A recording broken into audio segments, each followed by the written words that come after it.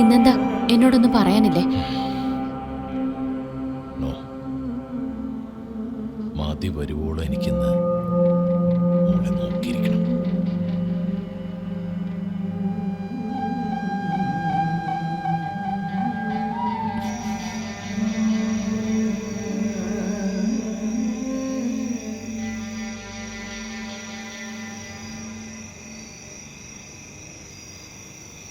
ലാലു, നിനക്കെന്നെ ഇഷ്ടമാണോ? എന്താപ്പൂ, എനിക്ക് എന്നെ അത്ര ഇഷ്ടമാണ്. പക്ഷെ ഒരു 5 മിനിറ്റ് കൂടുതൽ നീ എൻ്റെ മുഖത്തേക്ക് നോക്കിയിരുന്നിട്ടില്ലല്ലോ.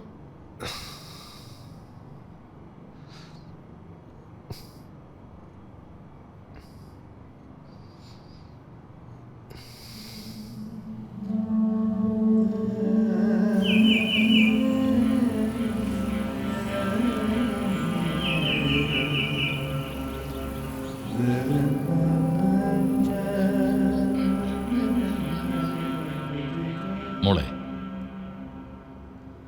നീ ഒരു മിനിറ്റ് കണ്ണടച്ചിരുന്നേ. എന്തിന്?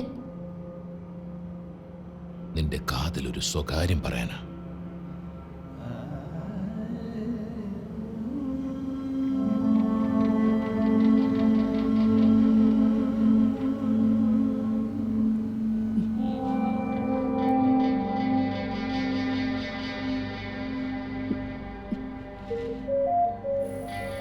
അപ്പൊ മോളെ,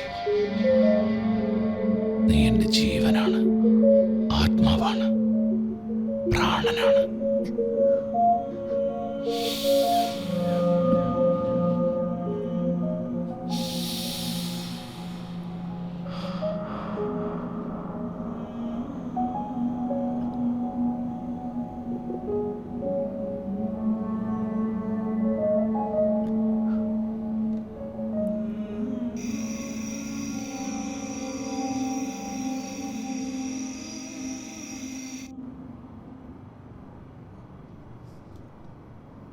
ലാലു, നീ ഇന്നേ വരെ സ്നേഹത്തോടെ എൻ്റെ ചെവിയിൽ ഒരു കിന്നാരം പോലും പറഞ്ഞിട്ടില്ലല്ലോ.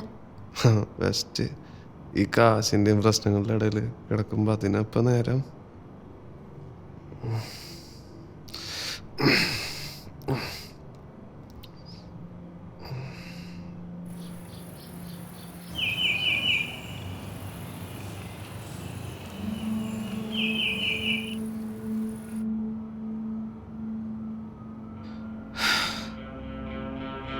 മോളെ,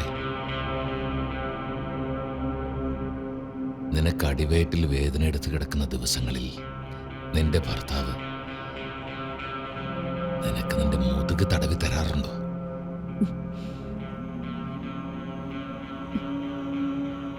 ഇല്ലല്ലേ?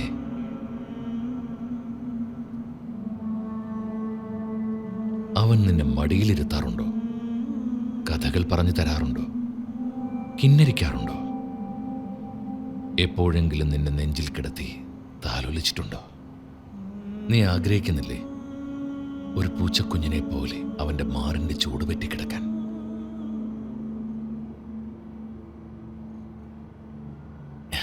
ഇനി വെറും 3 ദിവസങ്ങൾ, അത് കഴിഞ്ഞാ ഞാനും പോവും. പിന്നെ മോളും വിരസത നിറഞ്ഞ ആ പഴയ ദിവസങ്ങളും പിന്നെയും വരും, അല്ലേ മോളെ?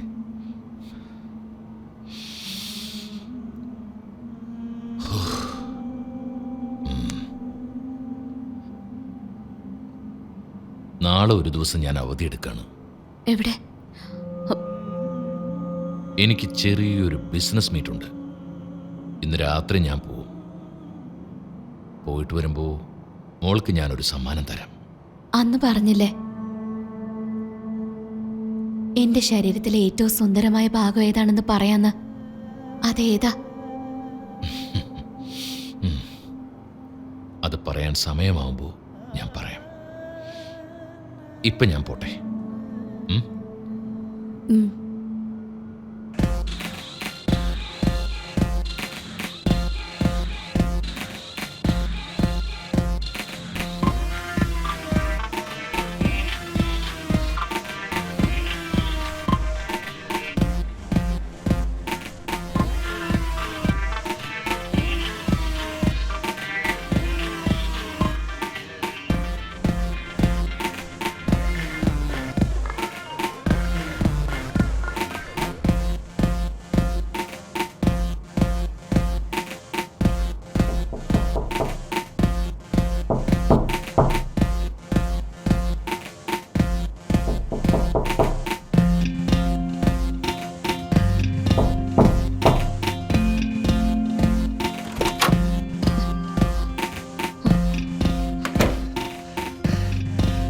ഇതെന്താ സംഭവം? ആ കളഹൻ തോറ്റോടിയതാ തോന്നണേ. എന്തായിരുന്നു അവളുടെ കോൺഫിഡൻസ്? എന്നാലും നിന്നെ പോലെ ഒരു പെണ്ണിന് വേണ്ടി 80 ലക്ഷം വേണ്ടെന്ന് വെച്ചാൽ അയാൾ എന്തൊരു മണ്ടനാ. നീ എവിടേക്ക് പോണേ? ഇത്ര നാളത്തെ ടെൻഷൻ്റെ ഇടയിൽ എനിക്ക് നിന്നെ ഒന്നും ചെയ്യാൻ പറ്റിയില്ല. പക്ഷെ ഇന്ന് എനിക്ക് എന്താണ് നമ്മുടെ യഥാർത്ഥ അതിരാത്രി?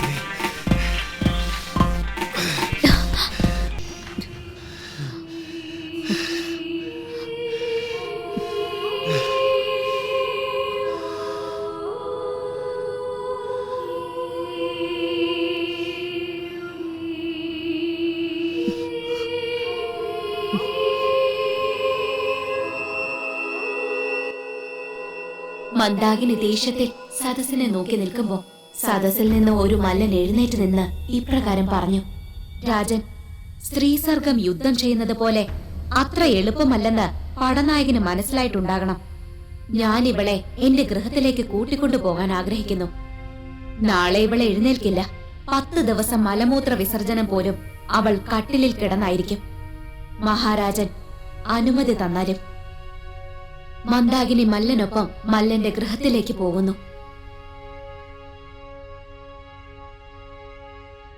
ആ രാത്രി മല്ലന്റെ ഭാര്യ കേരളത്തിൽ നിന്നും കൊണ്ടുവന്ന വിശേഷപ്പെട്ട സമ്മാനം ചമ്പൽ പാക്ക് അയാൾക്ക് കൈമാറി. ഇത് വായിലിട്ട് ചവച്ചാൽ ദീർഘസമയം ലഭിക്കും. മല്ലൻ അർത്ഥനഗ്നനായി മന്ദാകിനിയുടെ കിടപ്പറയിലെത്തി. മന്ദാകിനിയുടെ ശരീരത്തിലേക്ക് അയാൾ ആഴ്ന്നിറങ്ങി. നാഴികകളുടെ ഇടവേളകളിൽ 6-ലധികം പ്രാവശ്യം ശുക്ല വിസർജനം ഉണ്ടായിട്ടും മന്ദാകിനി സംതൃപ്തയായില്ല. ഒടുവിൽ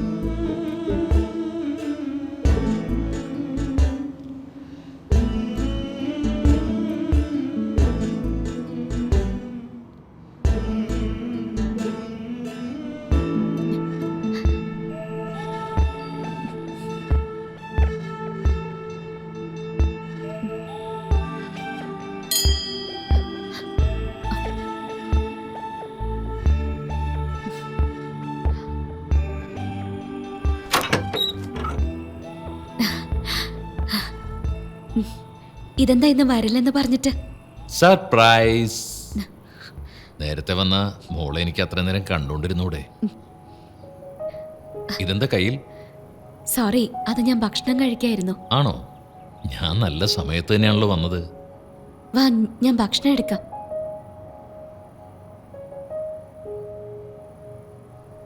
വേറെ പ്ലേറ്റ് ഒന്നും എടുക്കാൻ നിൽക്കണ്ട മോളെ, ഞാൻ ഇതിൽ തന്നെ കഴിച്ചോളാം. അയ്യോ, അതൊന്നും വേണ്ട, ഞാൻ വേറെ പ്ലേറ്റ് എടുക്കാം. വേണ്ട മോളെ, ഈ പ്ലേറ്റ് തന്നെ മതി. അയ്യേ, ഇത് ഞാൻ കഴിച്ച എച്ചില. ആര് പറഞ്ഞു? വേണ്ടായിരുന്നു.